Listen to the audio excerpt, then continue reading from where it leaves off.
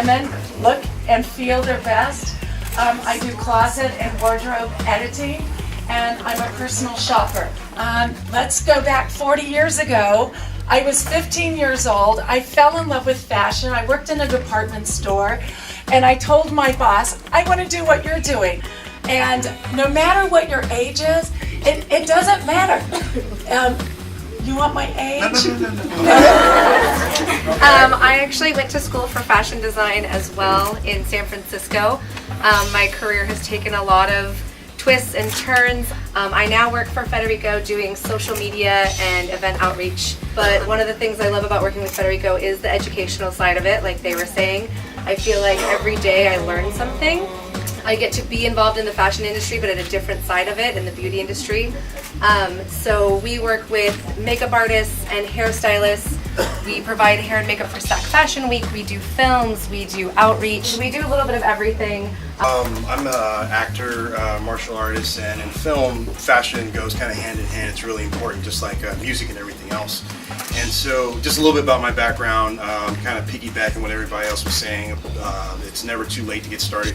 I was actually my second year in the Navy, and I decided I wanted to be an actor. Everyone thought I was crazy. They're like, well, what do you want to do? You should stay in there and do 20 years. I'm like, but I'm not going to be happy doing this. So I decided to get with a friend and started filming stuff in the garage and taking it to film festivals and showing people, what you can do. And I didn't have any background in school or anything like that. I just had a desire, and that's an important, I think, message to convey to everybody. Don't limit yourself by what you think you should do.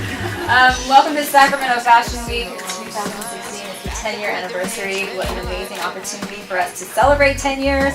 It has evolved over time. I'm Veronica Castro. I'll be facilitating this evening's panel discussion, and I actually have an interesting background and connection to Sacramento Fashion Week. My background is actually in broadcast media. I have hosted a couple different shows. Originally a travel host for Cron 4's new station, Latinized TV. We won a couple of Emmy Awards on my experience there. But I actually had gotten my start in modeling and acting in commercials and print jobs.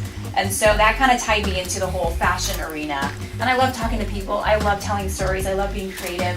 And so this was kind of my way of finding my path and learning that over time. I would say failure builds character, and character is very important. Every one of those little trips along the journey, you stand up taller after that trip. I think one of the biggest hurdles I faced coming out of design school and figuring out where I wanted to be and what I wanted to do, working for free. Everybody wants you to work for free. And so I was caught in this weird place of not wanting to work for free, not wanting to give up what I considered my aesthetic and my passion. I think it never ends as far as the free projects. I guess you have to figure out artistic endeavors that will build your brand. So if it makes sense, I mean, it's all an investment. So is this project going to do something to move you forward? Do you need to strengthen your resume or your portfolio?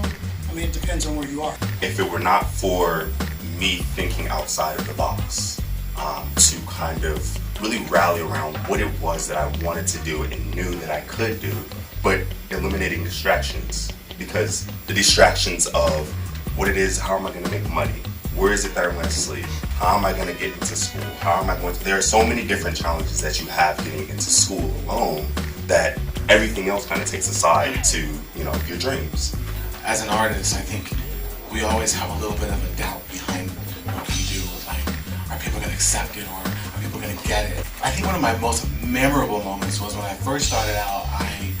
I started doing designing, and I did this fashion show, and I started to get kind of successful and a little bit of notoriety under my belt, and then all of a sudden things started kind of fizzling out a little bit, because you go in this career, it's not always like this. I mean, it's like this, but a lot of times it's like this.